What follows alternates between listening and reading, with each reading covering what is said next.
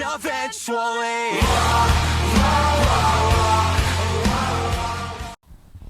하나님께서 오늘 우리에게 주신 말씀은 미가서 7장 1절부터 6절까지 말씀입니다. 말씀을 봉독하겠습니다. 재앙이로다 나여 나는 여름 과일을 딴 후와 포도를 거둔 후 같아서 먹을 포도송이가 없으며 내 마음을 사모하는 처음 익은 무화과도 없도다. 경건한 자가 세상에서 끊어졌고 정직한 자가 사람들 가운데 없도다. 무리가 다 피를 흘리려고 매복하며 각기 그물로 형제를 잡으려 하고 두 손으로 악을 부지런히 행하도다. 그 지도자와 재판관은 뇌물을 구하며 권세자는 자기 마음의 욕심을 말하며 그들이 서로 결합하니 그들이 가장 선한 자라도 가시 같고 가장 정직한 자라도 찔레 울타리보다 더하도다. 그들의 파수꾼들은 날 곧 그들 가운데서 형벌의 날이 임하였으니 이제는 그들을 요란하리로다. 너희는 이웃을 믿지 말며 친구를 의지하지 말며 내 품에 누운 여인에게라도 내 입의 문을 지킬지어다. 아들이 아버지를 멸시하며 딸이 어머니를 대적하며 며느리가 시어머니를 대적하리니 사람의 원수가 곧 자기 집안 사람이리로다. 아멘. 자리에 앉으시기 바랍니다. 지난주 저희는 하나님의 매라는 제목으로 함께 말씀을 나누었습니다. 오늘은 이스라엘의 부패라는 제목으로 함께 말씀을 나누도록 하겠습니다. 하나님께서 정하신, 우리에게 명하신 정의와 인자와 겸손을 잇고 부를 축적하기 위해서, 나만의 행복을 추구하기 위해서 가증한 에바와 거짓 저울추를 사용하는 이들을 꾸짖으셨습니다. 결국 이스라엘은 정의로운 방식이 아닌 부정한 방법으로, 정의롭지 못한 방식으로 축적한 부를 자신들이 전혀 누릴 수 없게 되었다라고 말씀드렸습니다.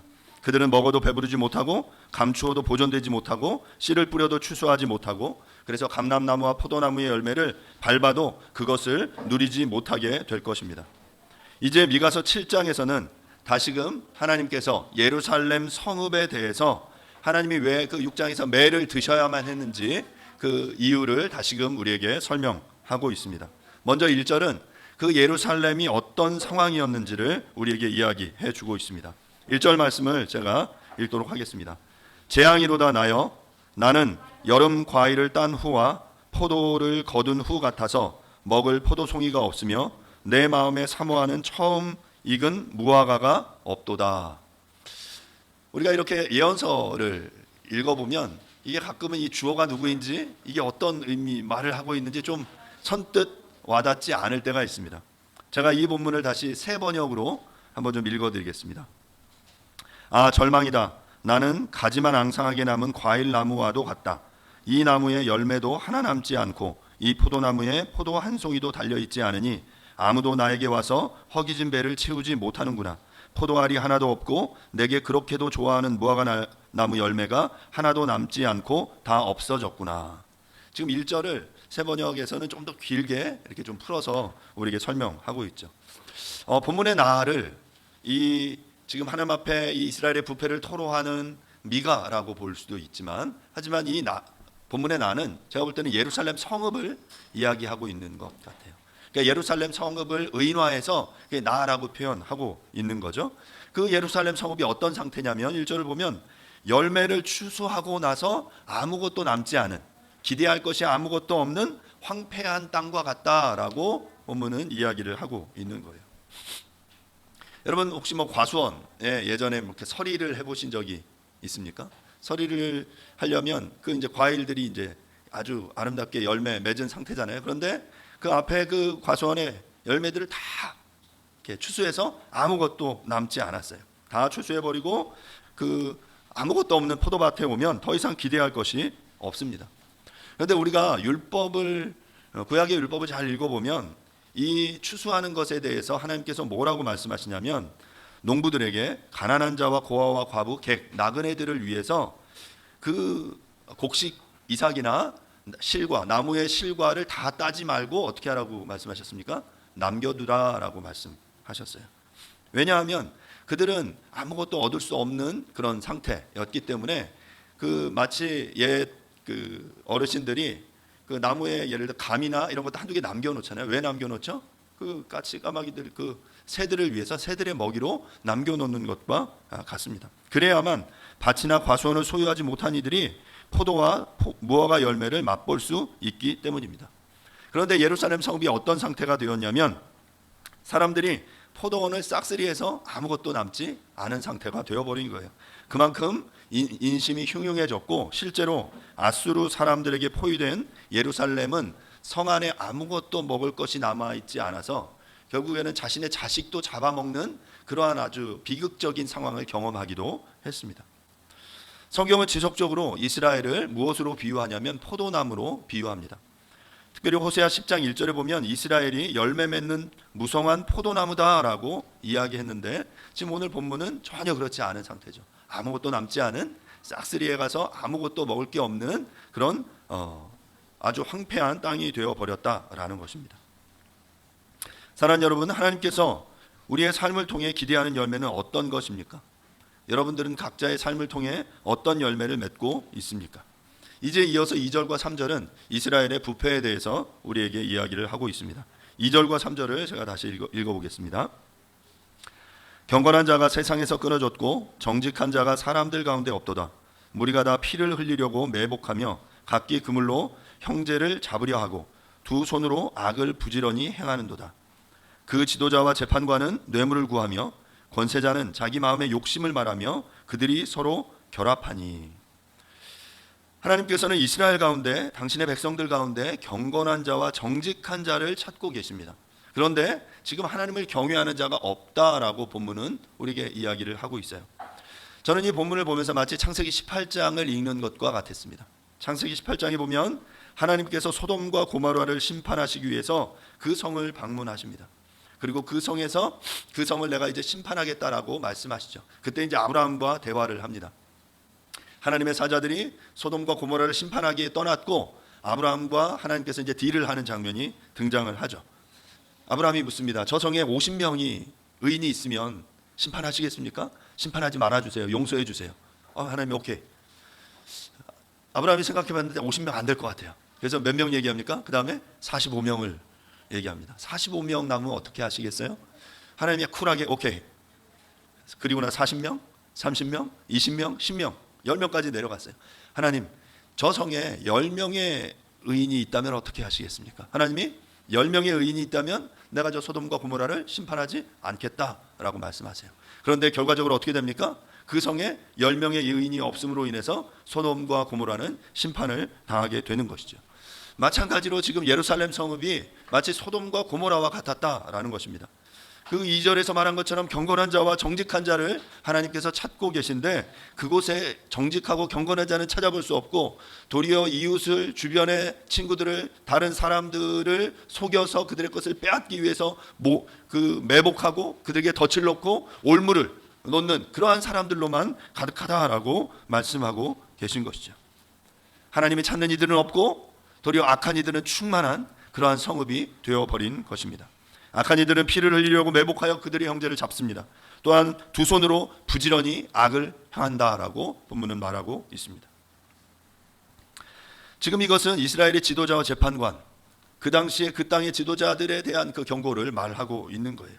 지도자와 재판관은 뇌물을 구하고 권세자는 자기 마음의 욕심을 말하며 서로 연합하고 결탁합니다. 이처럼 악한 자들은 서로 연결되어 있습니다. 서로 말하지 않아도 서로를 알아보고 결탁하는 것이죠. 마치 현대의 부패의 사슬고리와 매우 흡사합니다. 이 시대에도 마찬가지로 이런 그 부정과 부패가 만연하죠. 그런데 정확하게 그 무엇을 해달라고 요청한 적은 없어요. 알아서 하는 거예요. 그들의 가끔 그런 녹취록들이 나오는데 그 녹취록들 중에도 보면 이렇게 명확하게 무슨 부정을 시사하는 지시하는 내용들도 있기는 하지만 대부분은 그냥 알아서 하라고 이야기하고 알아서 하는 거죠. 서로가 서로를 무엇을 요구하는지, 무엇을 해야 나중에 나에게 그 이익이 돌아오는지를 너무나 잘 알고 있는 것이죠. 앞서 미가서 3장 11절은 이렇게 이야기했어요. 3장 11절 말씀을 다시 한번 보겠습니다. 제가 읽겠습니다. 그들의 우두머리들은 뇌물을 위하여 재판하며 그들의 제사장은 삭슬 위하여 교훈하며 그들의 선지자는 돈을 위하여 점을 치면서도 여호와를 의뢰하여 이르기를 여호와께서 우리 중에 계시지 아니하냐 재앙이 우리에게 임하지 아니하리라 하는도다. 이 말은 뭡니까? 이 3장 11절 본문에 보면 세 부류의 지도자들이 나와요. 우두머리들이 나오는데, 이들은 재판관, 사법부의 어떤 그 권력을 가진 이들, 지금으로 말하면 뭐 권사나 검사나 판사들이라고 말할 수 있죠. 그들은 뇌물을 위하여 재판했습니다. 돈을 받고 재판을 굽게 하는 일들을 했어요. 두 번째 부류는 제사장들이에요. 그들은 삭슬 받으며 교훈했습니다. 돈을 받고 거짓 진리를 사람들에게 가르치신 거예요. 세 번째는 선지자라는 부류가 있죠. 그들은 돈을 받고 점을 쳤어요. 뭐라고? 여호와께 이르기를 여호와께서 우리 중에 계시지 아니하냐. 그러니까 여호와께서 우리 가운데 계신다. 우리 가운데 재앙이 없을 거야. 안전할 거야. 아무 문제 없어. 라고 예언을 하는 거예요. 무엇을 위해서? 돈을 얻기 위해서. 이 세 부류가 함께 결탁하여 그 악을 행하고 있는 것에 대해서 3장에서 말한 것처럼, 마찬가지로 7장에서도 동일하게 이 시대 이 재판관들이 그러한 악을 행하고 있다라고 말하고 있는 것입니다. 이처럼 이스라엘은 하나님을 경외하고 하나님의 정의 미슈파트를 행하는 것이 아니라 자신의 이익을 위하여 약자들을 속이고 악을 행했습니다. 이를 위해서 서로 결탁하여 서로의 뒷배를 봐주며 자신들의 지위를 공고히 해온 것입니다. 마치 배틀을 가지고 직주할 때 씨줄과 날줄이 이렇게 견고하게 연결되어 있는 것처럼 악의 사슬이 촘촘하고 견고하게 연결되어 있는 것입니다. 이어서 4절은 이렇게 말합니다. 그들의 가장 선한 자라도 가시 같고 가장 정직한 자라도 찔레 울타리보다 더하도다. 그들의 파수꾼의 날 곧 그들 가운데 형벌의 날이 임하였으니 이제는 그들이 요란하리로다. 앞서 말한 그 지도자들 가운데 가장 선한 자도 무엇과 같다고요? 가시와 같다. 그러니까 그 중에 가장 괜찮은 사람인데도 가시와 찔레 울타리처럼 뾰족뾰족해서 사람들에게 상처를 주고 사람들을 아프게 한다라는 것이죠. 지도자들의 역할이 무엇입니까? 그 공동체의 방향을 지시하고 그 공동체의 구성원들을 안전하게 보호해주는 울타리의 역할을 해주어야 합니다. 외적의 적군의 보이지 않는 그런 여러 또 위협들로부터 그들을 보호하고 지키고 안전하게 해주는 이들이 바로 지도자들이어야 해요. 그렇게 울타리가 되어서 사람들을 지켜주어야 하는 지도자들이 도리어 날카로운 바늘이 돋은 가시와 찔레 울타리가 되어서 도움을 받기 위해서 찾아오는 사람을 보호하고 위로하기는커녕 찌르는 형국이 되어버렸다라고 본문은 말하는 것입니다. 어려움을 피하고 도움을 받기 위해 찾아왔는데 도리어 날카로운 가시를 만나는 그러한 형국이 되어버린 것입니다. 본문이 우리에게 말하고자 하는 바는 무엇입니까? 우리는 이러한 본문을 통해 반면교사를 삼아야 합니다. 이스라엘의 실패, 이스라엘의 부패를 통해서 우리는 그러면 안 된다라는 교훈을 얻어야 하는 것이죠. 그리스도인들은 이 시대 가운데 사람들을 기쁘게 하고 시원케 하는 마치 상큼한 맛있는 열매가 되어야 하는데 그 열매를 찾을 수 없다라는 거예요. 하나님이 예루살렘 성벽에 찾아오셔서 과일을 구하십니다. 예수께서 무화과 열매를 구하셨죠. 그런데 무화과가 열매를 맺지 못하자 진노하시는 것과 마찬가지예요. 하나님이 지금 이 땅 가운데 더 기쁨 교회에 찾아오셔서 우리에게 열매를 구하십니다. 너희들 나에게 어떤 열매를 줄 수 있냐? 어떤 맛에, 어떤 상큼한, 어떤 당도의 그런 열매를 지금 나에게 내올 수 있느냐라고 묻고 계시는 거죠. 사람들이 과일을 찾는 이유는, 저는 과일을 굉장히 좋아합니다. 그 과일이 주는 그 맛이 있기 때문이죠. 상큼함, 아주 달달함이 있고요. 그 과일을 먹을 때 그 식감이 아주 우리를 기쁘게 합니다. 여러분 사과를 좋아하시나요? 이번에 아마 설 통해서 사과들을 아마 많이 드셨으리라 생각이 됩니다. 사과라고 해서 다 같은 사과가 아닙니다. 여러분들은 어떤 사과를 좋아하십니까? 부사라고 불리는 후지 사과, 홍옥, 아오리 이런 사과 여러 종류들이 있죠. 저희 가정이 캐나다에 갔을 때 사과를 고르는데 굉장히 어려움이 있었습니다. 우리가 봤던 사과는 거기 없는 거예요. 다른 종류의 사과들이 있는데 과연 이 사과가 어떤 맛일지 알지 못하기 때문에 뭐를 고를지 몰라서 한참을 고민했습니다. 새로운 품종의 낯선 사과들 뿐이었습니다. 부사나 홍옥 이런 건 없고 이름이 암브로시아, 갈라, 맥킨토시, 엠파이어, 재즈 이런 품종 들어보셨습니까? 전혀 본 적이 없는, 색깔도 좀 다른 이상한 사과들이었어요. 낯선 사과를 사서 먹었는데 영 아닌 거예요. 식감도 이게 아니고 당도도 내가 원하는 그러한 당도의 사과가 아니었어요. 그래서 아는 분에게 물었습니다. 사과를 어떤 걸 골라야 됩니까? 그랬더니 그분이 그래서 추천해 주신 게 암브로시아라는 사과였어요. 그나마 그 사과가 우리가 먹던 식감과 그나마 굉장히 가장 비슷했어요. 우리가 같은 과일을 먹어도 그 서로 다른 당도와 맛을 내죠. 이렇게 저도 뭐 설 때 사과 선물도 받고 사과도 뭐 이렇게 사서 이렇게 먹었는데 막 크기가 커서 어떤 건 이제 맛있어 보이는데 먹으면 아닌 것도 있고요. 겉모습 봐도 이제 좀 이건 과연 어떤 맛일까 별로 기대하지 않았는데 굉장히 맛있는 사과들도 있죠. 같은 과일도 이처럼 서로 다른 맛과 식감과 향을 냅니다. 당도가 다르고요. 그 상큼함이 다르고 또한 이 식감, 이 씹을 때의 느낌이 굉장히 다른 것들을 알게 되죠. 저는 하나님께서 우리에게 찾아오셔서 어찌 보면 우리를 열매로 비유한다면 우리에게 원하시는 맛은 어떤 걸까? 그런 생각을 좀 해보게 돼요. 하나님께서 당신의 백성에게 원하시는 것은 바로 그들만이 가지고 있는 독특한 맛과 신선한 향이 아닐까 생각합니다. 하나님께서 당신의 백성에게 원하시는 열매가 바로 앞서 우리가 그 6장에서 본 말씀을 통해 본다면 정의와 인자와 겸손의 열매예요. 바로 이러한 식감과 이러한 당도와 또 이러한 그 상큼함을 하나님께서 우리에게 요구하시는 거예요. 하나님께서 가지고 계신 이 인자와 정의와 이 겸손의 성품이 우리의 삶, 각자 하나님의 백성의 삶을 통과해내면서 각자 다른 그 맛을, 그 독특함을 내기를 하나님이 원하시는 것이죠. 바라기는 우리 가운데 그러한 아름다운 그 맛있는 열매가 그 풍성하게 생겨나기를 간절히 바랍니다. 여러분의 삶을 통과한 그 하나님의 말씀이, 하나님의 성품이 여러분 가운데 아름답게 재해석되어서 그 좋은 당도의 좋은 맛의 그런 열매를 맺어내는 저와 여러분들이 될 수 있기를 간절히 바랍니다. 자, 그런데 오늘 본문을 보면 과수원에 그래서 하나님의 열매를 찾으시기 위해서 찾아가셨는데 그 땅에 열매가 보이지 않았다라는 것이죠. 여러분, 정의로운 사람, 인자한 사람, 겸손한 사람을 만나면 우리는 큰 위로를 받습니다. 그들과 대화하는 것은 우리에게 기쁨입니다. 그런 사람을 만나면 대화하는 것이 굉장히 즐겁습니다. 오랜 시간 함께 대화해도 너무 좋은 거죠. 여러분들은 과연 어떤 사람들입니까? 누군가 여러분에게 찾아와서 여러분들과 대화할 때 여러분들은 그들에게 그 아름다움을 선사하고 있습니까? 편안함을 선사하고 있습니까? 우리들 가운데는 이런 열매를 찾아볼 수 있습니까? 오늘 본문의 유다 사회에서는 이런 열매를 전혀 찾아볼 수가 없었다라고 본문은 말합니다. 마치 여름 실과를 따고 난 과수원처럼, 그리고 그 농구 다 싹쓸이해 버려서 아무것도 구경할 것이 없는, 아무것도 남은 것이 없는 그러한 상황이 되었다라고 말합니다. 정의도 없고 인자도 없고 겸손도 없이 그저 살벌한 사회가 되어버렸다라는 것이죠.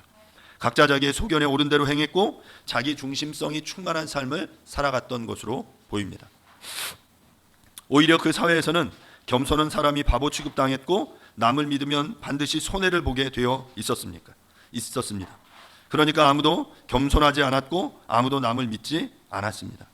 온통 자기 욕심대로 사는 사람들이 내뿜는 썩은 냄새만 진동한 그런 사회였던 것입니다. 여러분, 이런 분위기, 이런 관계들은 연쇄 효과를 내게 되어 있어요. 여러분들도 마찬가지 이런 경험들이 있습니다. 어떤 사람이 다른 사람을 믿었어요. 그래서 자신의 호의를 베풀었습니다. 그랬더니 그 사람이 나를 속였어요. 나에게 피해가 돌아온 거죠. 그러면 우리는 한 가지 교훈을 배우게 됩니다. 아, 남을 믿으면 손해를 보는구나. 이런 경험이 한두 번 반복되면 우리는 어떻게 됩니까? 다시는 남을 믿지 않게 됩니다. 그리고 더 적극적으로 나아가 이제는 내가 남을 속이게 되는 것이죠. 그렇게 그 첫 번째 피해자는 나중에 더 나아가 다른 사람을 속이게 되고 그 다른 피해자도 다른 사람을 속이게 됨으로써 이 사회에는 정직한 사람이 한 명도 남지 않게 되는 것입니다. 처음에는 남을 속여서 이익을 볼 수 있습니다. 하지만 사회 전체가 그렇게 서로 속고 속이게 되면 결국에는 처음에 속인 사람에게도 피해가 돌아가는 그런 사회가 되어버리는 것입니다. 사랑하는 여러분, 정직해지려면 용기가 필요합니다. 손해를 감수해야 합니다.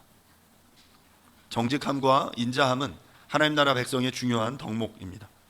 정직함은 하나님께서 우리에게 요구하시는 것으로, 하나님께서 우리에게 보여주신 것으로, 하나님이 우리에게 주신 것으로만 만족하면서 또한 하나님이 주시지 않는 것을 넘보지 않는 그러한 삶이에요.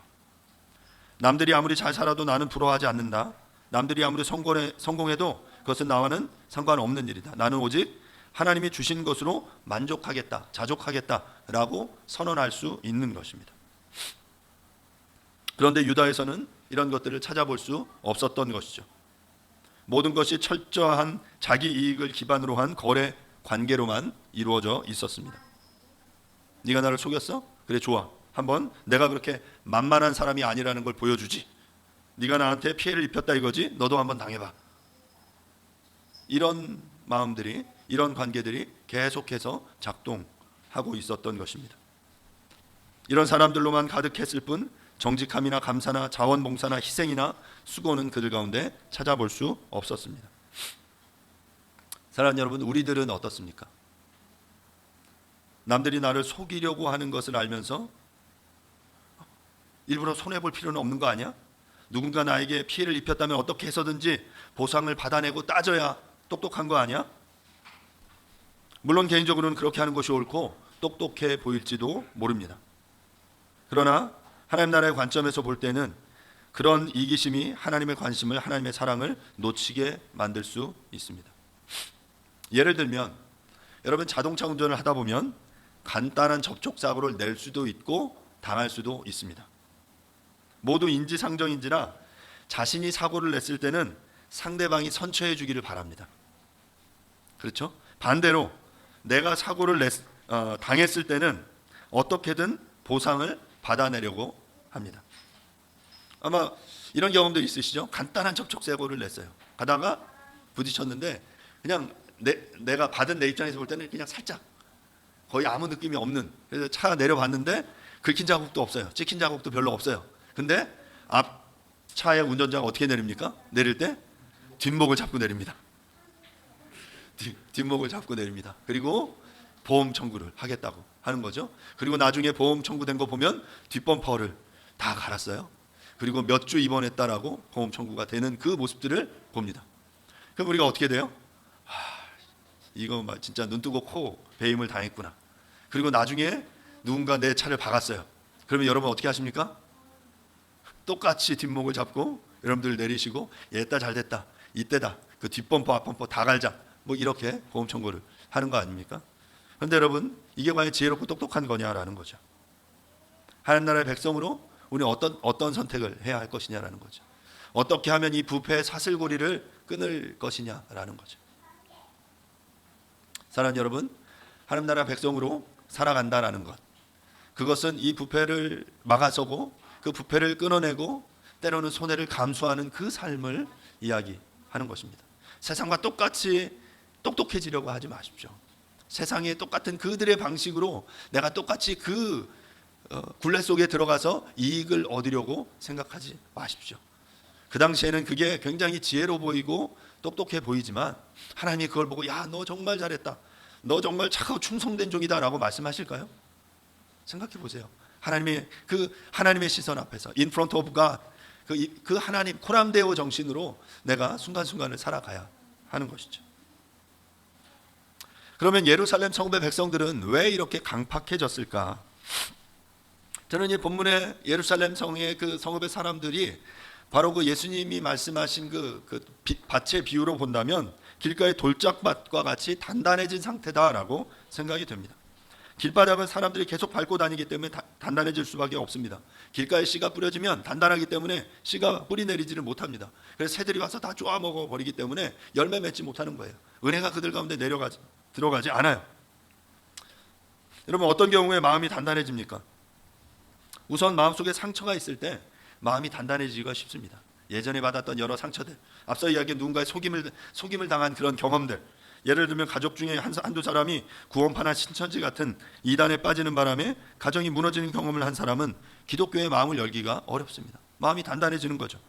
또한 예수 잘 믿는다는 집사, 장로, 권사, 목사에게 사기를 당한 사람들은 마음문을 닫아걸고 열 생각을 하지 않습니다. 또한 자기 나름대로 굉장히 확고한 삶의 신념을 가진 사람들도 마찬가지예요.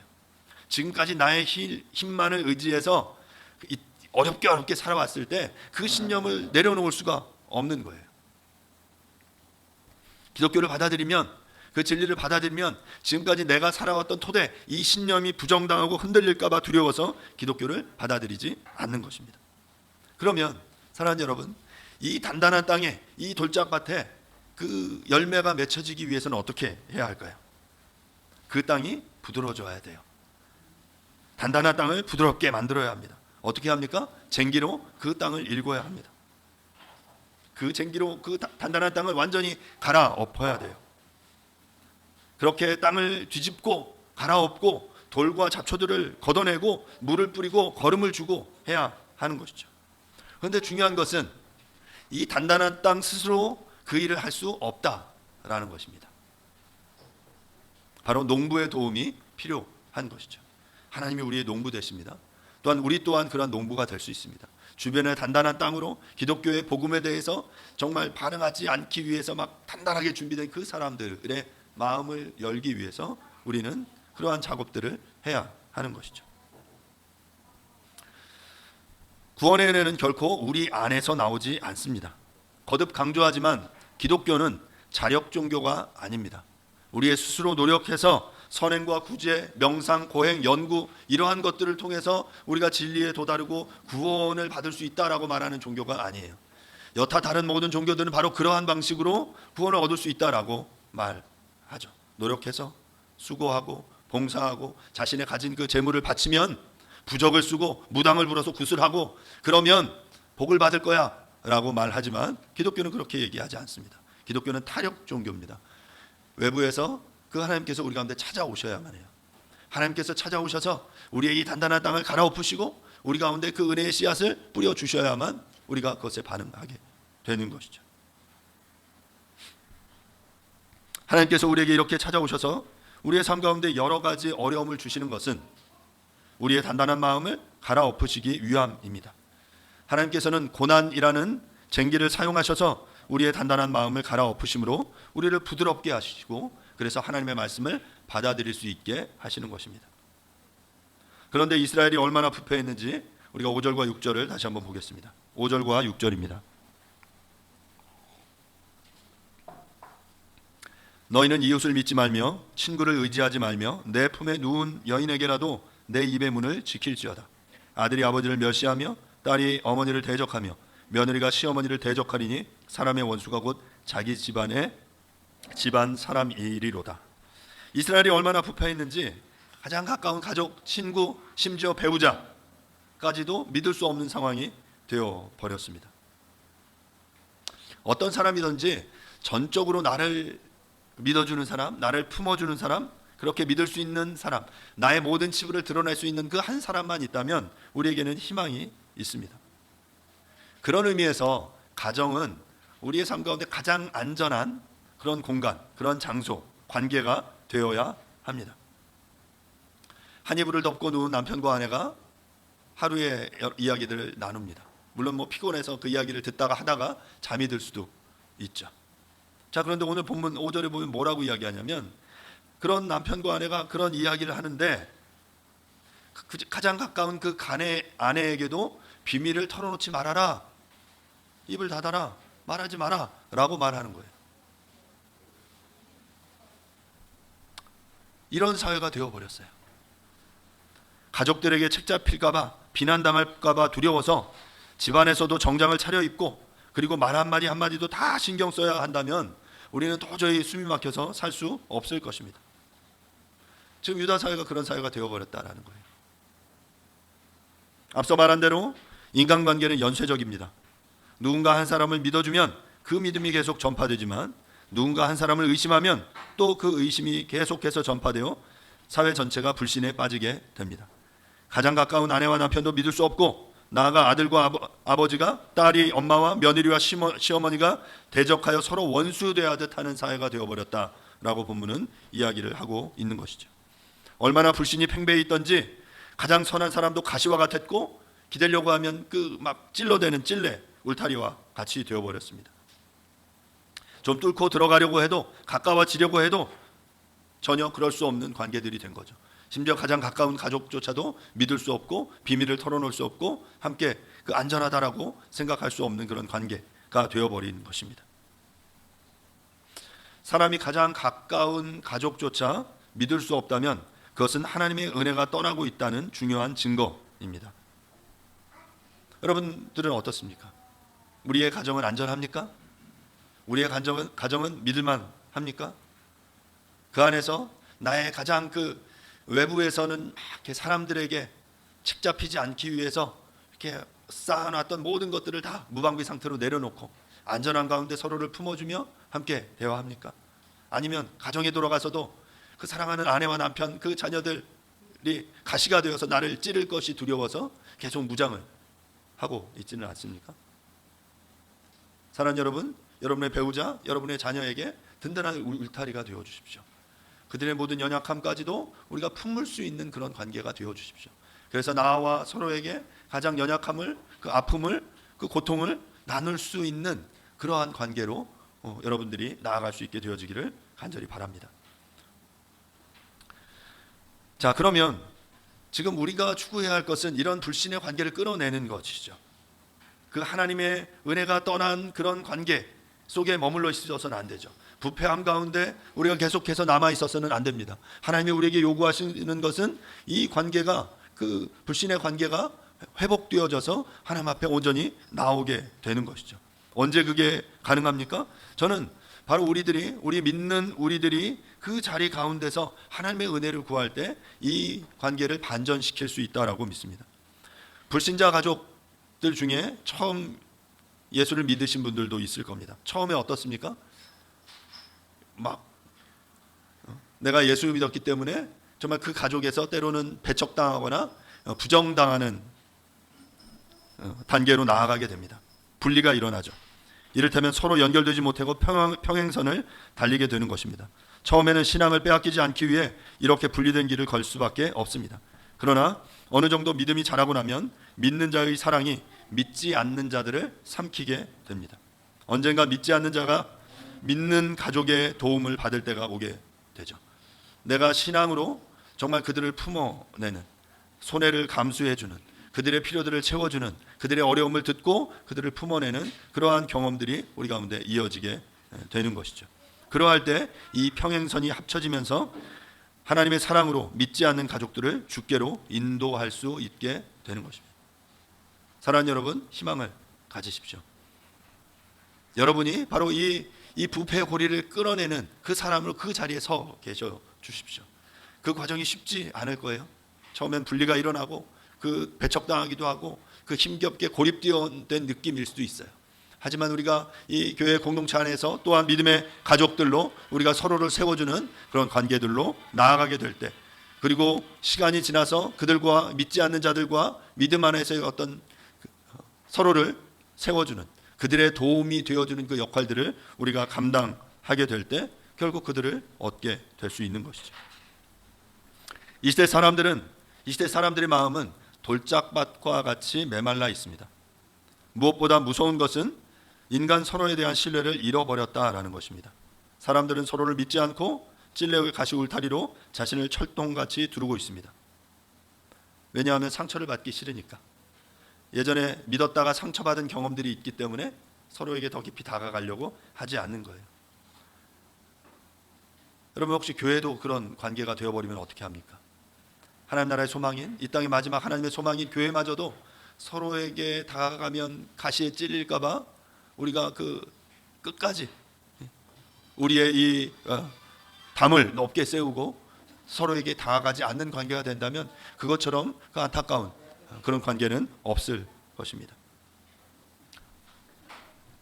이 세상은 누군가가 접근하는 것을 경계하고 가시를 뾰족하게 세우고 있습니다.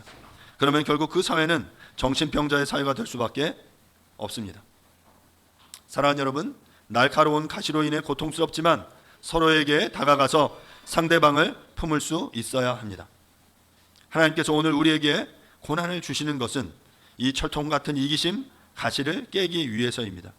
나를 둘러싼 가시를 깨트리고 아프고 힘들더라도 가족과 이웃을 품어내는 저와 여러분들이 될 수 있기를 간절히 바랍니다. 말씀을 마무리하겠습니다. 이스라엘의 부패를 통해서 우리가 깨달을 수 있는 것은 무엇입니까? 이스라엘의 부패의 모습이 우리와 무관하지 않다는 것입니다. 어쩌면 우리가 바로 이스라엘입니다. 이 세상은 우리에게 정의와 인자와 겸손의 열매를 구하지만 그러한 열매가 우리에게 없습니다. 경건하고 정직한 자를 찾지만 도리어 매복하여 형제를 잡으려고 올무에 빠뜨리려고 혈안입니다. 부지런히 악을 행하고 날카로운 가시로 서로를 찌릅니다. 가까운 친구, 가족, 배우자조차 믿을 수 없습니다. 특히 이스라엘은 언약 공동체로 서로가 형제 자매와 같은 가족 공동체입니다. 그런데 미가 시대의 사람들은 자기 이익을 위해서 죄 없는 이웃을 착취하여 이득을 얻는 것에 혈안이 되었던 것입니다. 이 일에 지도자들이 앞장서고 가장 믿을 만한 집안 사람들이 원수가 되는 상황에 이르게 된 것입니다. 결국 선지자가 이렇게 이스라엘의 부패를 강조하고 지적하고 있는 것은 바로 구원이 하나님께 있다라는 것을 말하기 위해서입니다. 이러한 이스라엘의 부패로 인해서 하나님께서는 이스라엘을 심판하십니다. 그렇게 심판하시는 이유가 그들을 사랑하시기 때문임을, 또한 그들을 구원하시기 위함임을 우리는 기억해야만 합니다. 사랑하는 여러분, 우리의 삶을 통해 정의와 인자와 겸손의 열매를 맺는 저와 여러분이 될 수 있기를 간절히 바랍니다. 이웃을 속이는 것이 아니라 속아주고, 악을 행하는 것이 아니라 선을 행하며, 상대방의 가시돋친 말에 똑같이 되갚아주는 것이 아니라 가시돋친 말도 넉넉히 품어낼 수 있는 여유를 소유한 하나님의 백성들이 될 수 있기를 간절히 바랍니다. 그렇게 돌짝발처럼 딱딱해진 마음들을 부드럽게 만들고 부패를 막아내는 저와 여러분들이 될 수 있기를 간절히 바랍니다. 시간과 함께 말씀을 생각하시면서 함께 잠시 기도하겠습니다. 시간 기도하실 때 하나님, 나에게는 하나님이 요구하시는 그 열매를 준비하고 있는지, 나에게는 한 나라의 백성으로서는 열매가 우리에게 있는지 우리가 좀 돌아보시면서 하나님 열매 맺는 삶을 살 수 있게 도와주십시오.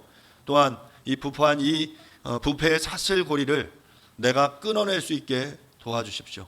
이 단단한 돌짝밭을 부드럽게 하여서 열매를 맺게 하는 그러한 삶 살아낼 수 있게 해주십시오라고 이 시간 함께 말씀을 생각하시면서 잠시 조용하게 통성으로 기도하도록 하겠습니다. 기도하겠습니다.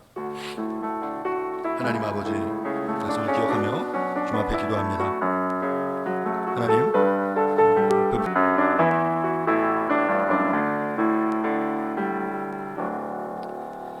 하나님 아버지, 은혜를 감사합니다.